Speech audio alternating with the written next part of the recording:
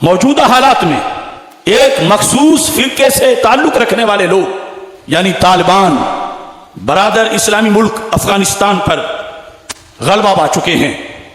اب ایسے موقع میں بہت سے لوگ پر تول رہے ہیں کہ ان کو مبارکباد دی جائے، ان کے ساتھ دوستی بنائی جائے، ان کے حلف کی تقریب میں شرکت کی جائے، ان کی حمایت کی جائے۔ تو میں ان لوگوں سے یہ کہہ رہا ہوں، ایسے لوگوں کو اپنے اکابرین کے معتقدات بالخصوص اعلی حضرت امام احمد رضا بریلوی قدس سر العزیز کے فتاوی حسام الحرمین کو سامنے رکھنا چاہیے، اور ساتھ ہی ساتھ انہی طالبان کے عقائد و نظریات اور ماضی کے ان کے کردار بالخصوص ابتدائی طور پر ان کو مجاہدین اور پھر دہشت گرد قرار دینے والی امریکی پالیسی کا بھی بغور مطالعہ کیا جائے۔ ویسے تو چڑھتے سورج کو سلام کرنا اکثر لوگوں کا عام وتیرہ بن چکا ہے، اور چلو تم ادھر کو ہوا و جدھر کی تحسین پسند لوگوں کا دستور حیات قرار پایا ہے، مگر یہ ہرگز عقل مندی نہیں۔ جس لایا گلی اسے نہ چلی۔ کیا بھول گئے ہو ڈاکٹر سرفراز نعیمی کے خون کو؟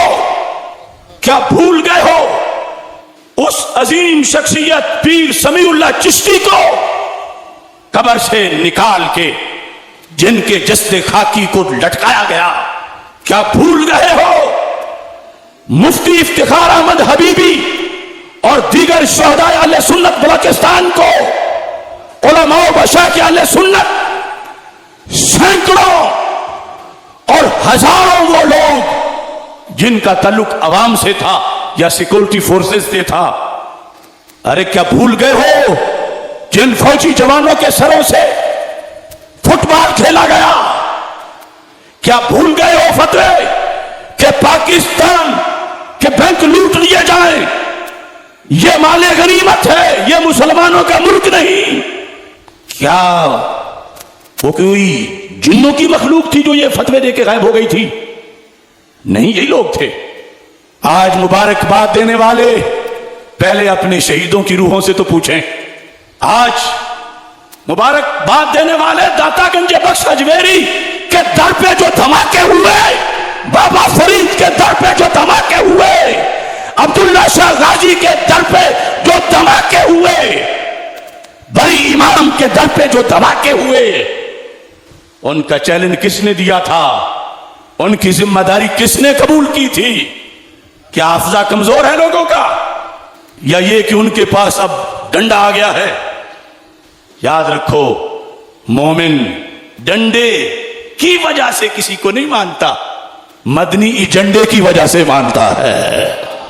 اس بنیاد پر ایسی صورتحال میں اگر کسی وطن پہ قبضہ کر جانا، کسی قوت کو ہٹا کے، یہ قبضے یہ معیار حق ہے، تو پھر ایک دوسرے ملک میں بھی کچھ لوگوں نے قبضہ کیا ہوا ہے۔ ایران پر قبضہ روافض نے کیا، تو کیا قبضہ معیار حق ہوا؟ ایران پر روافض کا قبضہ معیار حق نہیں، افغانستان پہ خوارج نواسب کا قبضہ معیار حق نہیں۔ حق یہ ہے کہ کلمہ اسلام کی سربلندی کے لیے کسی نے کیا کیا؟ امام حسین سے پوچھ لو، الکامل میں وہ خطبہ جو میدان کربلا میں دیا تھا سیدنا امام حسین رضی اللہ تعالیٰ عنہ نے، اس میں آپ نے فرمایا مجھے اور میرے بھائی جان امام حسن رضی اللہ تعالیٰ عنہ کو ہمارے آقا سید المرسلین حضرت محمد مصطفیٰ صلی اللہ علیہ وسلم نے فرمایا تھا، انتما سیدہ شباب اہل الجنہ وقرۃ عین اہل السنہ۔ اے حسن حسین، تم جنتی جوانوں کے سردار بھی ہو اور سنیوں کی آنکھ کی ٹھنڈک بھی ہو۔ اہل سنت کا دعویٰ تو تمہیں پتہ کتنے لوگ کرتے ہیں، رجسٹریشن ہم نے کرائی، وہ کہتے ہیں ہمارا ہے۔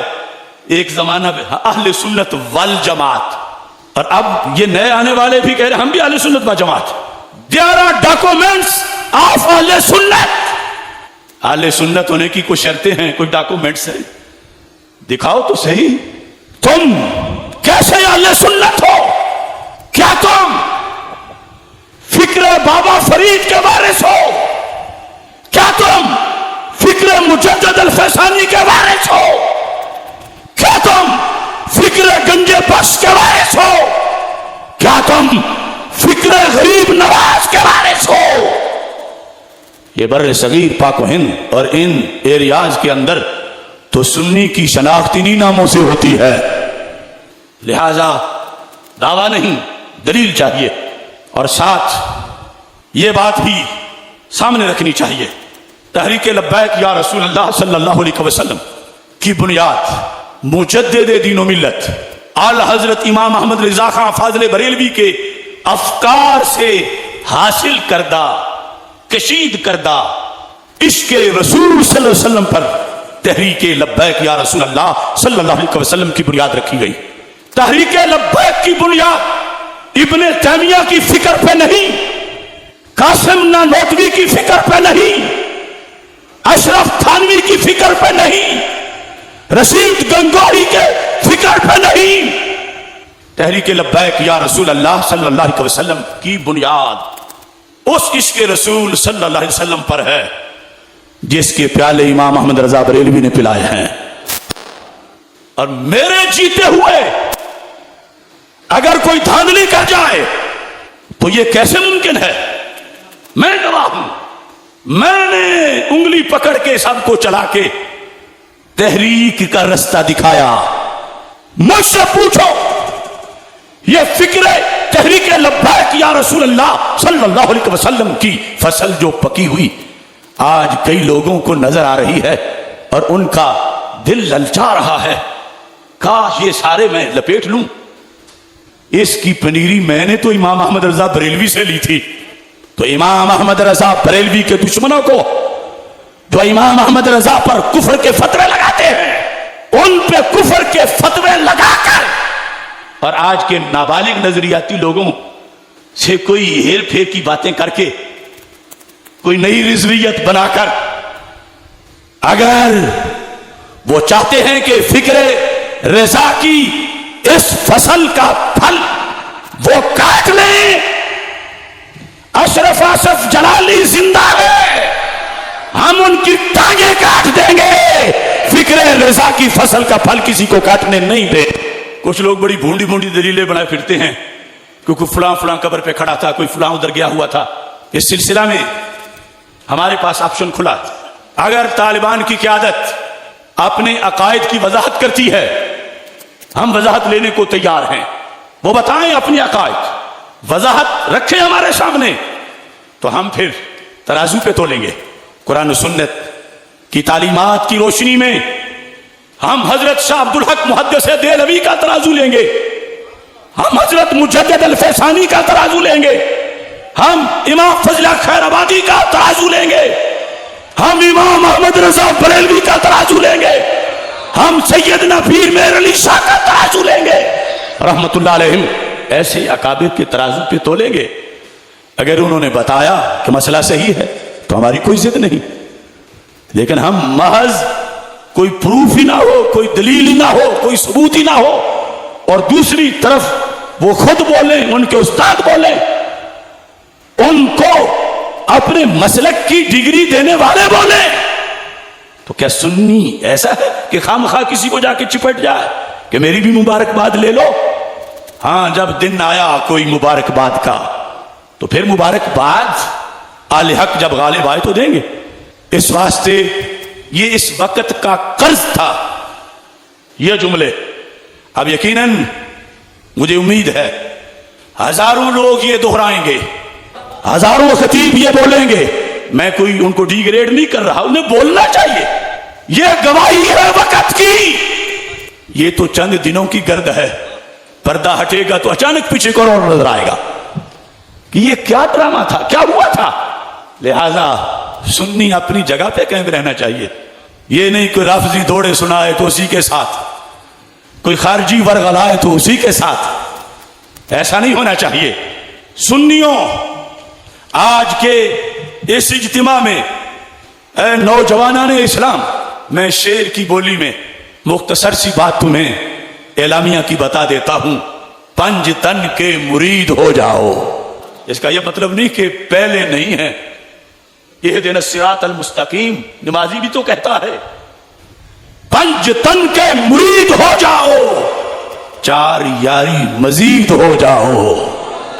چار یاری یہ مصدر ہے، چار یاریت پنجابی کا، چار یاری، پنج تن کے مرید ہو جاؤ، چار یاری مزید ہو جاؤ، جو دبائے تجھے وہ دب جائے، جو دبائے تجھے وہ، جو دبائے تجھے وہ، جو دبائے تجھے وہ دب جائے، اس قدر تم شدید ہو جاؤ، پنج تن کے مرید ہو جاؤ، چار یاری مزید ہو جاؤ، جو دبائے تجھے وہ دب جائے، اس قدر تم شدید ہو جاؤ، کوئی نہ بھونکے نبی کی عظمت کو، کو تم سارے شہید ہو جاؤ۔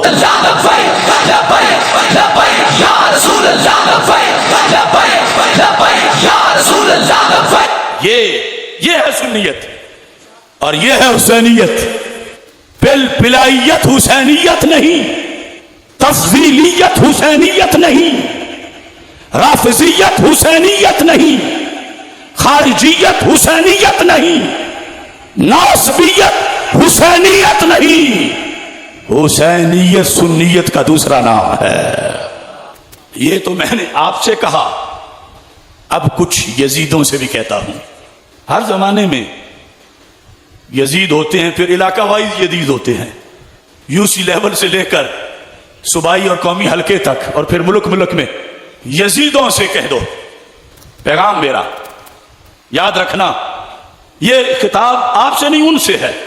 ہم ساتھ رہیں گے پاکوں کے، پاکوں کے، انبیاء، صدیقین، شہداء، صحابہ، اہل بیت رضی اللہ تعالی عنہم، ائمہ مطہرین، ہم ساتھ رہیں گے پاکوں کے، خواہ تم نہیں، منہ کسی طرف کر لو نشانہ رکھنا ہے تو، ہم ساتھ رہیں گے پاکوں کے، خواہ تم جتنے پلید ہو جاؤ۔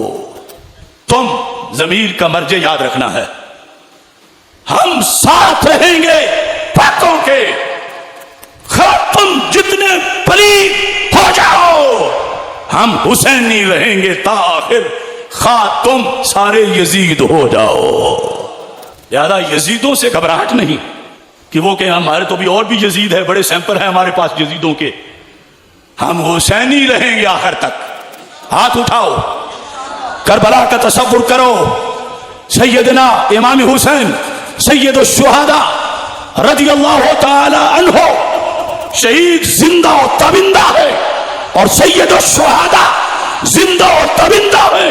ہم مرکز صراط مستقیم سے اپنے امام کے سامنے یہ حلف اٹھا رہے ہیں، ہم حسینی رہیں گے تاخیر، ہم حسینی رہیں گے تاخیر۔ اب دوسروں کو کہتے ہیں خواہ تم سارے یزید ہو جاؤ۔